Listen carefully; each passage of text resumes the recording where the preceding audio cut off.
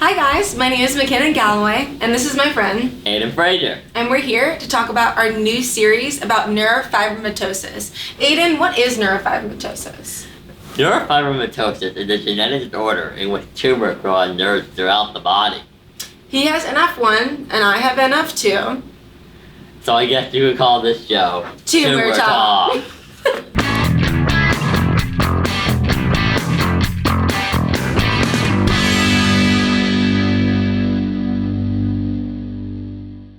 So tell me a little bit about your diagnosis. When were you diagnosed with NF1? What are your symptoms and everything else? Well, I was basically born with NF. I think I found out exactly. I think it was like 6 or 7 months in, maybe a year and a half. So you've always had those? Yeah, always. And you've always known about it. I guess we all have it, but I've always known about it. I obviously, when I look back at really young pictures, the tumor wasn't always visible. Like, I didn't pop out of the stomach with a tumor. Right. But, I mean, if you look at it, it's like it grew very quickly, and within, 2 years, you could see it. So, oh, wow. So when you were 2, you could start seeing it. Yeah. Okay, so then, did the doctor's visits start then? Basically, because when I was 2, I fell. Because my tumor was actually growing onto my spine. Oh, wow. And it collapsed, so I fell, and I was less than 2 years old. So it was hard because it was why isn't he moving? He's less than 2. It's hard to figure out. And they took me to the doctor, and they found the cafe spots, and I had NF. Okay. And then basically, essentially from there, it was well, now you can't move. What do we do now? Right. Exactly. So at what age did you know you have NF? I think the age I really started to understand it was 5 or 6. Wow, that early? Well, because when I was 6, I fell again. Oh, wow. And I was paralyzed for half a year because I had to end up having a spinal fusion. But I think at that point I kind of had to understand it. I wanted to understand why I couldn't move. Right. And so how many surgeries have you had? God, I don't even know. I would pure estimate, probably around 20. I cannot imagine. That is a lot of surgeries. Yeah. I know you've had brain surgery, right? I have. I've had 2. So when I got diagnosed, I was a little bit different than yours. I got diagnosed at 16. Yeah. So I remember it like it was yesterday. I got hit in the head with a volleyball. So volleyball, it saved my life.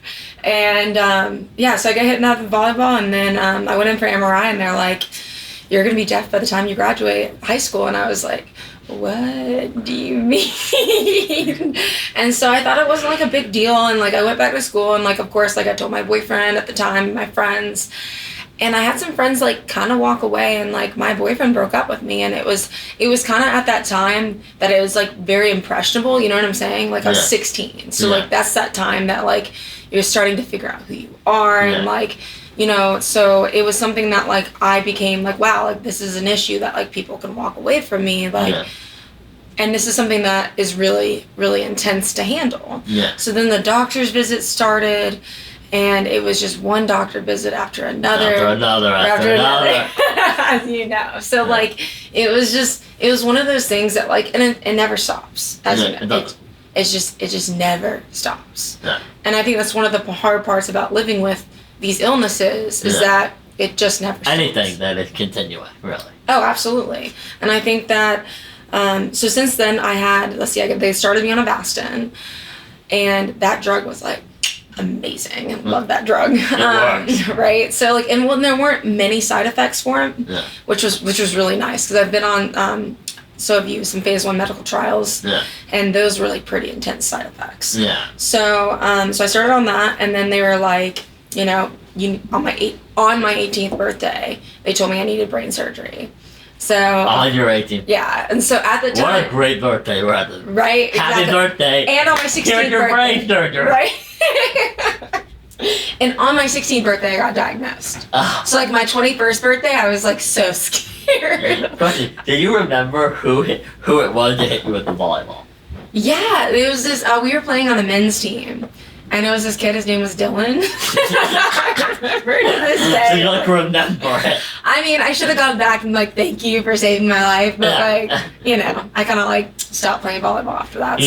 No more of that. Yeah, right. So I had to worry about, you know, with concussions and stuff. So I started coaching. Yeah. And I honestly really loved it. Like some of the girls that I coached went to college for volleyball scholarships and stuff.